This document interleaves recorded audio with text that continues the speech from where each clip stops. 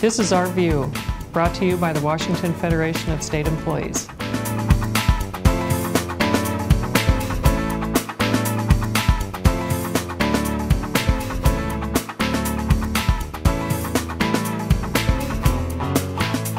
State employees are taking action to preserve the health care part of their pay. Proposed budget plans will do nothing more but offer employees another pay cut.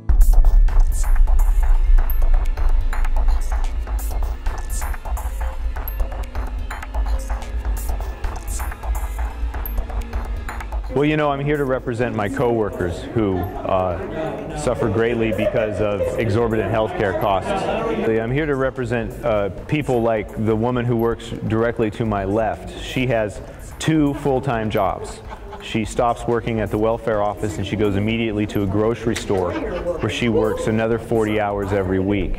And she's 50, and she's been working for the state for her entire life. The coworker to my right, she's saving up money to be able to afford a bankruptcy attorney. I met 3 people from my office who have payment plans for their co-pays. That means that their co-pays are so expensive that they are actually working out a monthly payment with their doctor. There's this idea out there that our health care is a Cadillac, that we are getting free, fantastic care, and in fact the very opposite of that is true. If we worked for a responsible corporation, we would have much better health care than we have right now. Instead, we work for politicians who balance the budget using our health care plan. We're just like the general public in that the annual percentage of health care inflation has been making our capacity to buy affordable health care get diminished and diminished every year. Until the United States at a federal level puts a cap on health care costs, puts the insurance industry into place, and comes up with a way of reducing health care costs for the average Joe in America, until that happens, we're all going to be in the same sinking ship.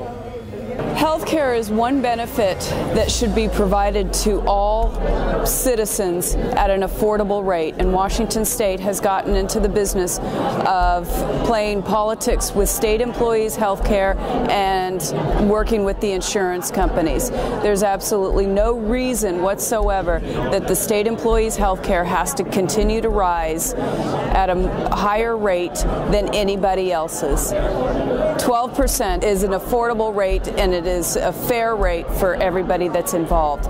Making us pay anything more than that is being basically in bed with the insurance companies. Speaking within the individuals from our local, there are many people that have decided and opted out to not have health care at all because they're trying to just make ends meet. Along with there's individuals that have gone to the department right next door to them, which is DSHS, looking for subsistence and medical care just to be able to make ends meet. And it doesn't make sense not to provide affordable health care so that in turn state employees end up having to rely on the state system just to be able to survive. You've read that French workers are protesting the government's delaying their retirement. There's a lot more to it than just 2 years, according to John Evans, General Secretary of the Trade Union Advisory Committee in Paris.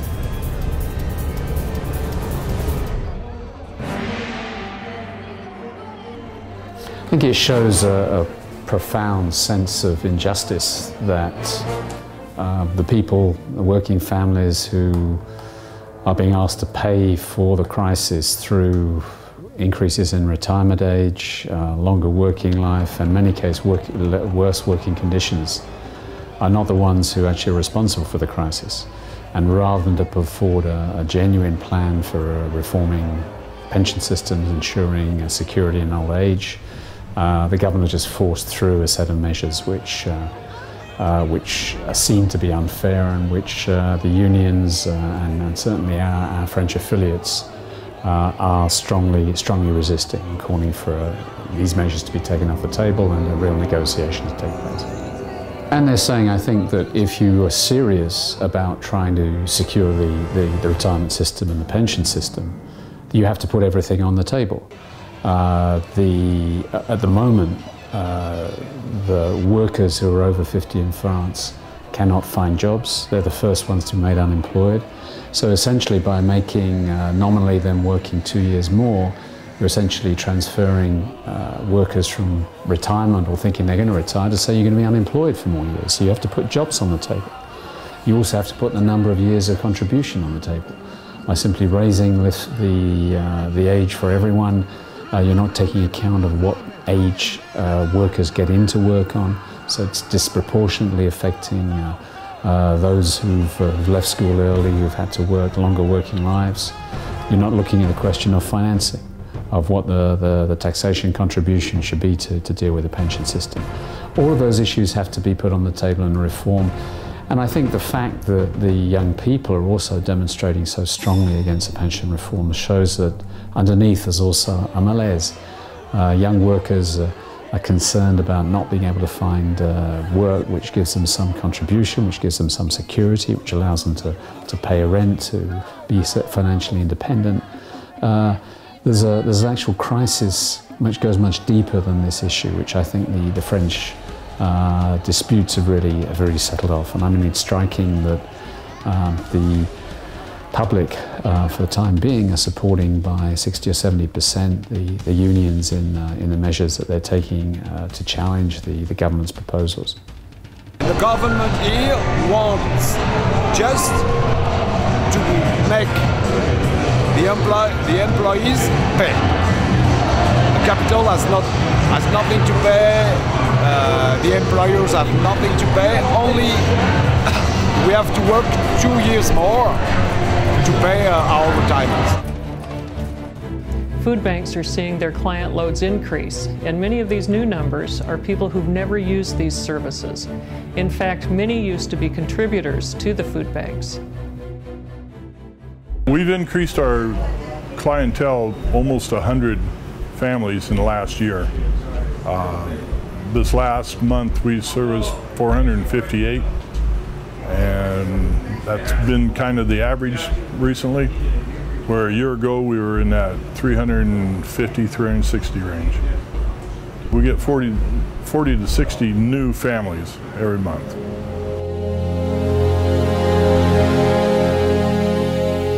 The economy is so bad that if it wasn't for the food bank, we wouldn't be able to finish out the month with food at all. So, but back when we were working, I never thought that I would even need this much always help. knew it was here. I mean, we passed by it, every day. But hey, we were the ones that say, "Hey, man, wow, I'm glad we're not in line at that place." And here we are. Yeah. So food stamps, we're only allowed so much a month. We're married, so it doesn't last as long as some people think it would. These places are greatly appreciated. Yeah.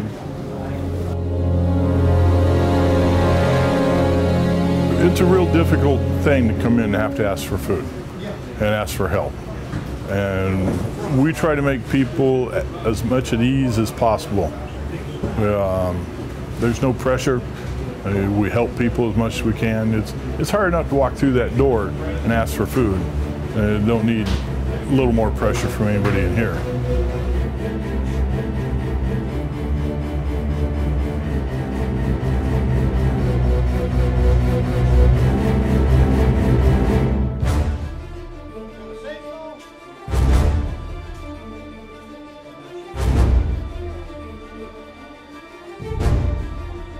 Most of the people in here, it's hard for them to come into. We have some people that have come into the food bank for quite a few years. Again, they can't get jobs. The elderly, they can't get jobs. Some of their Social Security doesn't make ends meet, pay bills with. We hear stories about people not being able to pay their bills, or they have to choose between paying one bill and buying food. That's the type of thing that makes it worth it to us to come in and, you know, we come in, put our time in, and then somebody comes and says, thank you, I really needed this, I haven't had this, I haven't had that. And then, you know, that's the heartwarming part right there. That's a feel-good moment for us.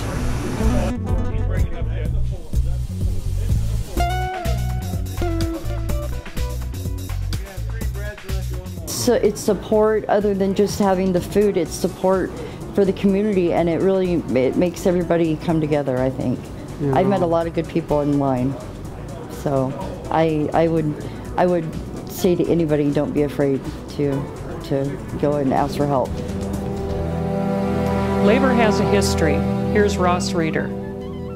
About 60 years ago, Washington Federation of State Employees, Council 28, American Federation of State, County, and Municipal Employees, was formed. That was in November 1943. AFSCME Council 2 in Washington State was formed even before that. Neither were, however, the first public employee unions in our state.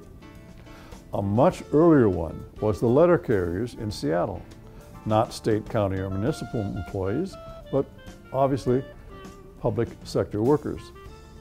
The Seattle National Association of Letter Carriers was chartered on December 14, 1890. As far as we can tell, the first public employee union in Washington state. It was 80 years before the U.S. had a brief postal strike, and that was on St. Patrick's Day, 1970. Other national unions organized about 1890 were the miners and the machinists. An interesting cultural aspect of the letter carriers is that many of their locals have had their own concert or marching bands. The letter carriers in Portland, Oregon had a band. Here's a picture of the 1911 Washington State Association of Letter Carriers convention, delegates, and band. It includes members from the Tacoma Post Office Band and the Seattle Letter Carriers Band. This tradition, while rarely carried on, is recent enough that when I attended a Seattle Letter Carriers meeting in the 1980s, their band was giving a pre-meeting concert. It is often thought that public workers didn't organize much until the 1960s. Well, Council 28 history shows that to be not quite right. And letter carrier history takes us back even before the beginning of the 20th century. This has been Our View, brought to you by the members of the Washington Federation of State Employees. We remind you, when you accept a paycheck for your hard work, you don't give up your rights. Happy holidays, and please join us again.